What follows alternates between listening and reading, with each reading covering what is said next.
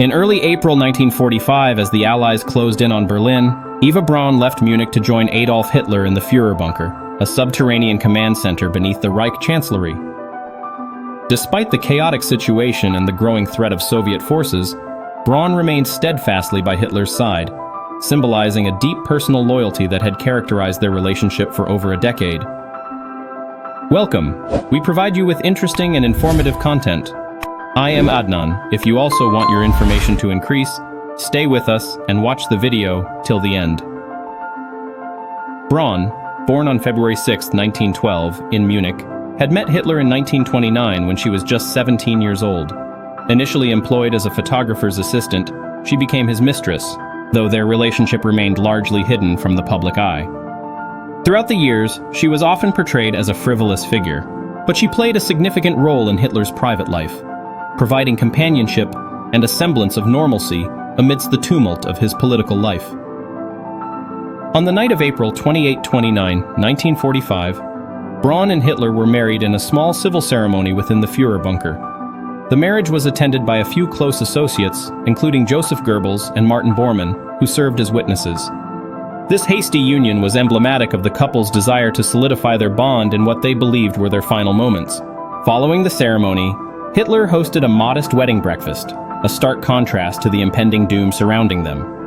When Braun signed her marriage certificate, she initially wrote her family name, but crossed it out, adopting the name Eva Hitler, signifying her commitment to Hitler even in death.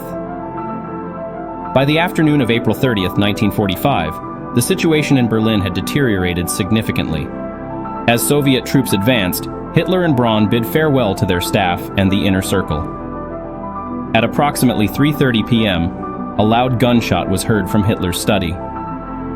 After a few tense moments, Hitler's valet, Heinz Linge, and his SS adjutant, Otto Gunsche, entered the room to discover the lifeless bodies of both Hitler and Braun on a small sofa. Braun had taken cyanide, while Hitler had shot himself in the right temple. This tragic end marked the conclusion of the Nazi regime's leadership.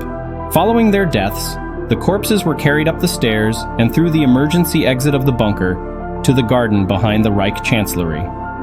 There, in an effort to prevent their remains from being displayed by the Soviets, their bodies were burned. Braun was just 33 years old at the time of her death, leaving behind a legacy intertwined with one of history's most notorious figures.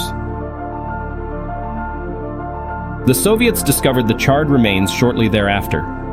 By May 11, 1945, Hitler's dentist, Hugo Blaschke, along with his dental assistant and technician, confirmed the identities of the remains based on dental records. The Soviets initially buried the bodies at a secret Smersh compound in Magdeburg, East Germany, alongside the remains of Joseph and Magda Goebbels and their 6 children. On April 4, 1970, a Soviet KGB team exhumed the remains, which had been buried in wooden boxes.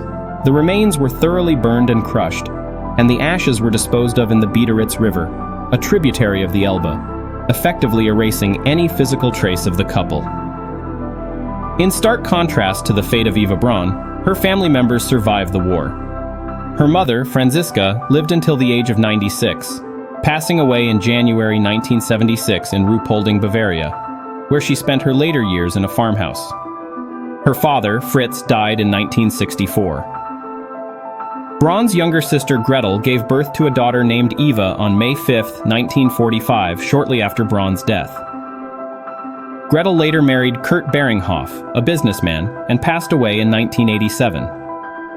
Braun's elder sister Ilse remained outside Hitler's inner circle, marrying twice and eventually dying in 1979. The legacy of Eva Braun is complex, intertwined with the darker chapters of history.